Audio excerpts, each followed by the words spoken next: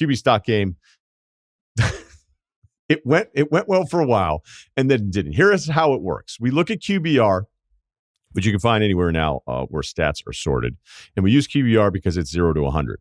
So you look at a quarterback's QBR, and you divide it by 10. So let's say a QBR for any quarterback is 50, right?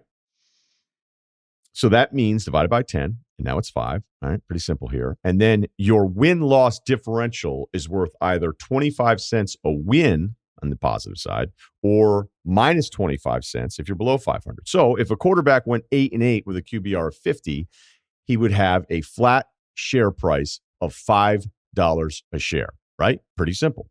Now, if you had a quarterback who went 10-6, you would add $1 to his share price. So that means QBR 50, $5, plus 25 cents a win, 4 wins, $1. His share price is $6. So I want to make this very simple so that everybody can play along. So if you look at, say, Mahomes, who's the highest share price of anybody, his QBR was 78.1 divided by 10, right? $7.81. But you're adding $3.25 of win differential because he went 14-1 in his starts. That's the other thing that you have to make sure you pay attention to. We don't want to be giving guys 25 cents a win or docking them 25 cents a loss because the team went 6-10. It has to be in the games that he started based on footballreference.com. So the exercise here is Ceruti, Kyle, and I, all with $1,000. We're going to pick 4 quarterbacks. You can diversify your bonds, your portfolio, any way that you want to. We do not issue shares for rookies. Rookies are not public companies right now, and we do not, as Ceruti said. The problem with this ever being a real thing is there's usually like 1 or 2 guys that just have a screwed up number where it's almost a guaranteed profit.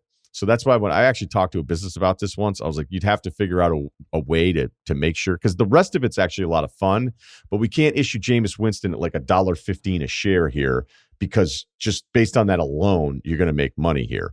There's a couple guys you'd like to short. We're not going to do that. So we don't have prices for Mac Jones, Zach Wilson, Trevor Lawrence. Mitch was another one. We didn't do a price on Cam Newton, but we have prices for basically everybody else who played last year and is the projected starter for this year, except for Jameis Winston. As we said, it doesn't make any sense because you're going to make money because the share price he's below, I think, even Sam Darnold. And Darnold is 32.9 QBR and then minus $2 going 2-10 in his starts. Sam Darnold's $1.29 a share, which actually is probably one of the guys you would want to buy because just him being average with Carolina and not going 2-10 means there's probably a profit there for you. So does everybody understand? Kyle, everybody's good here? Okay. All right. Kyle, why don't you go ahead with your first position and we'll get the ledger here. Okay. So you got your pen and pencil ready? Yeah. Okay. Well, so I'm going to say in the email that you sent, you said you can't pick how you want to do your shares. I thought you meant you can, but if you go back to the email, you'll see that you wrote can't. So I just divided these equally, and I'm actually happy I did it because I believe in these guys equally. So my first one's going to be Teddy Bridgewater, 64 shares of Teddy Bridgewater. All right, little 64 shares of Teddy Bridgewater. 393. Okay, so Teddy B, 393. What was the number again? 64 shares. Okay. I, too, have I'm going after some Bridgewater as well, but we'll save that for a little bit later. Ceruti, do you want to go? Yeah, I guess I'll go with my number one guy, or at least the guy that I have the most invested in. Give me 108 shares of Matt Stafford. He is $4.63 a share. That's just over half of my money. I feel like my strategy was I went with one safe guy, which I think is Stafford, and I went with 3 kind of risky bets. I don't think there's any way, like what was killing Stafford is he was -6 in the win-loss ratio. Even if they're at 500, I'm getting $2 a share right off the bat. I don't think he's going to be any worse of a quarterback under Sean McVay. That seems like one of the safest bets on the board. I, too, am putting half my portfolio into Stafford. I'm at 107 shares of Stafford. I'm with you. I think he's going to be better statistically, and there's no way he's 5-11. And again, we have the extra game now. I don't think everything you just said is what I agree with. So as soon as I looked at all the numbers of all the guys, I was like, all right, I'm going to put money into Stafford here. Now, if he gets hurt, and how we'll do this is we'll look at our gains and losses, and you can get in and out of positions here. But it's a little bit like the real stock market. Like there's these established companies and their stock price is whatever it is, but there's no real demand for it because people will look at them and say, is there any room for growth? So what you're doing here is it's a little bit like the market, is you're trying to find like, yeah, you can buy Mahomes, but are you going to make any money on Mahomes? Is Mahomes capped out at this point? I don't want to get into like what his real ceiling is compared to Amazon, but you get the point. All right, so 107 shares, half my portfolio as well for Stafford. Let's keep it moving. All right, Kyle, who else? Let's shout out Justin Herbert with 46 shares at 551. 46 shares. Okay.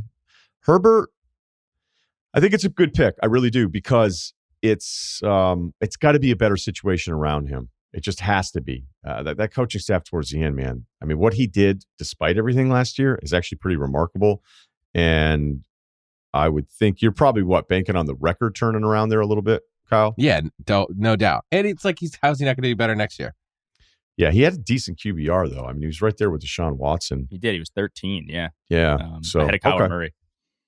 All right, what else you got?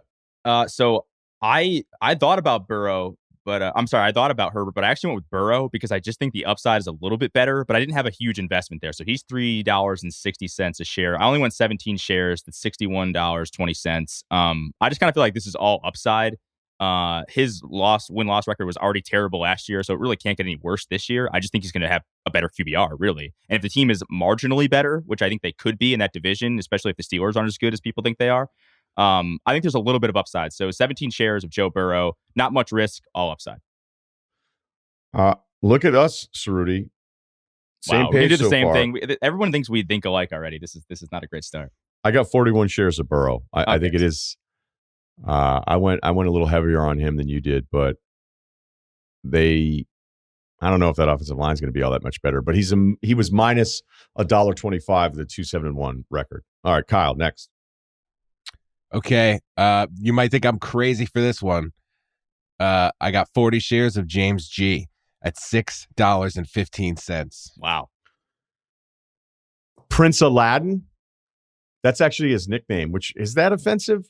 On Pro Football Reference. Well, you know how much I love nicknames no one's ever heard of. Great. I saw that as I was calculating Jimmy's price last night. I was like, wait, what? What's his name? He has Jimmy GQ. I've heard Prince Aladdin. I had not heard that one. All right. I still think it's $6.15 a share. That's kind of high for him. Yeah. And he might get benched.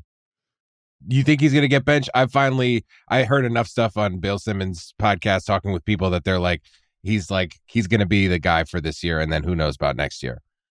Oh, he may play. Right. I don't know. I don't know. It's pretty clear the coach doesn't love him, right? There's not much risk there, I don't think. Like he'll probably put up decent stats. They're going to be a winning team, but is the upside there? That's my question. I like Stafford at $4.63 a share more than I like Garoppolo. It's $6.15 a share. So that's where I would push back. But hey, look, it's your portfolio. Doesn't mean I'm right. Take a risk, man. Jimmy G, he's the golden boy. Little homer there. There you go. It's all right. All right. So am I up next? Yeah, right. Yep.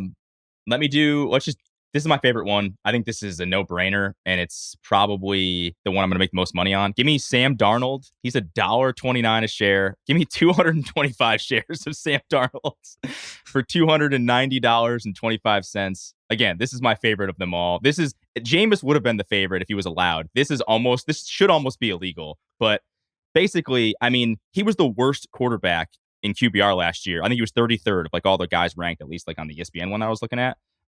He's not the worst quarterback in the league. He's going to be okay. He's going to a better organization. And his win-loss ratio was -8 last year. I mean, it's probably not going to be, I don't think the Panthers are going to be a winning team. But if that's -4 this year, I don't see any way that this doesn't quadruple at minimum. So I think if you're not having Sam Darnold in your portfolio, you're probably doing it wrong. I feel like I got a guy right now trying to sell me a car. He's like, there's no way. So Darnold's QBR was 32.9, which again, as Ceruti points out, is terrible. So you're at 329 a share, but then you get a -$2 for going 2-10. So yeah, 129 a share. I think it's a great buy. I'm with you. It's a little heavy. Little heavy. I have a hard time believing you're going to lose money at 129 a share. Again, $1.29 a share. Okay. If he's bad, you're making money. Period. It's crazy. So I don't know. This is kind of a scam, but it's all right. All right, that's fine. We'll allow it. I'm going to go with Teddy Bridgewater as well, Kyle. And here's what I really love about him is I'm going to be in a heavy Teddy Bridgewater position, 50 shares the first month. They have the Giants, the Jags, the Jets. They do finish with Baltimore, and then I may get out of that position.